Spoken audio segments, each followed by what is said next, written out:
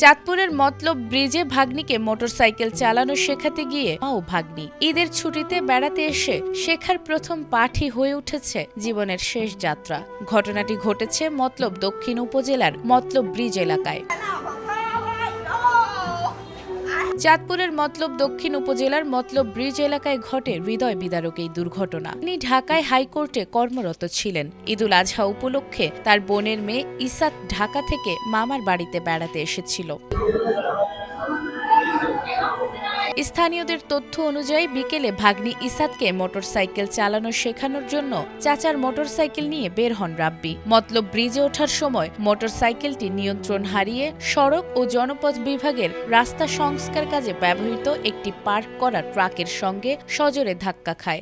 গাড়ি চালাতে গেছিল যত সম্ভব আমার ছোট বোন, তো হয়তো ডিসব্যালেন্সে ট্রাকের সাথে ধাক্কা খেয়ে এখন এই অবস্থা। চালাইছে কি তোমার বোন? আমার মামাই চালাইছে, যত সম্ভব যা হয়েছে অত কিছু বলতে পারবো না। ওর খবর পাচ্ছি যে ওনাদেরকে নাকি জোরে বিভাগে নিয়ে আসছে, তখন আমরা তাড়াহুড়া করে আমরা এদিকে আসছি। তোমার মামার নাম কি?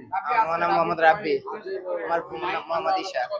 বাড়ি কোথায় তোমাদের? না, আমাদের বাড়ি আগে ঢাকা থাকে আর কি।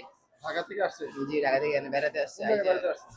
যে মতলবে আসছে, মতলব দক্ষিণে। ব্রিজের উপরে ঘটনা? যে ব্রিজের উপরে ঘটনা হয়েছে, ট্রাকের সাথে বাড়ি গেছে। যে রাস্তা ঠিক করে যে ট্রাক ওর সাথে, ও ড্রাইভার ওদিকে আছে।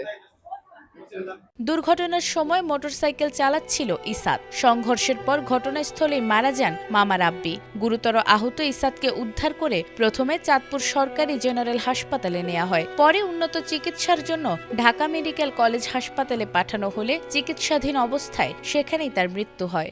রাস্তায় কাজ করতেছে, আমার গাড়ি স্টুবিস, ওরা দেখলাম যে গাড়িটা নিয়ে এমন করতেছে, মেয়েটা গাড়িটা চালিয়ে যাচ্ছে আর ছেলেটা মানে এমন করতেছে, আমি গাড়ি চালাচ্ছি, দাঁড়াম করে আমার গাড়ি।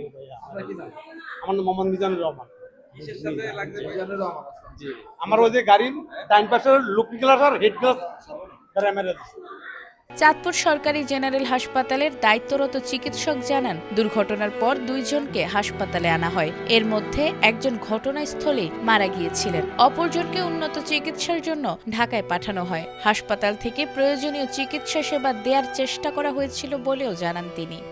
আপনার ইনস্ট্যান্ট ব্লাড ডেথ পেয়েছি ছেলেটাকে, আর মেয়েটার অবস্থা খুব সিরিয়াস। আমরা প্রাথমিক চিকিৎসাতে ঢাকা রেফার করার জন্য বলছি। মারা গেছে, এটা ব্লাড ডেথ। আমাদের এখানে আনার পরে আগে মারা গেছে। এটা সর্বশেষ পরিস্থিতি খুবই ক্রিটিক্যাল। ওর মাথার মধ্যে এখানে অনেক হেড ইনজুরি আছে, আর মাল্টিসাইড ইনজুরি আছে অনেক সাইড। একটি আনন্দঘন ঈদ উদযাপনের প্রত্যাশা মুহূর্তেই পরিণত হয়েছে শোকে। একই দুর্ঘটনায় মামা ও ভাগ্নির মৃত্যুতে এলাকায় নেমে এসেছে শোকের ছায়া। স্বজনদের কান্নায় ভারী হয়ে উঠেছে পুরো পরিবেশ। Desk report, ATN Bangla.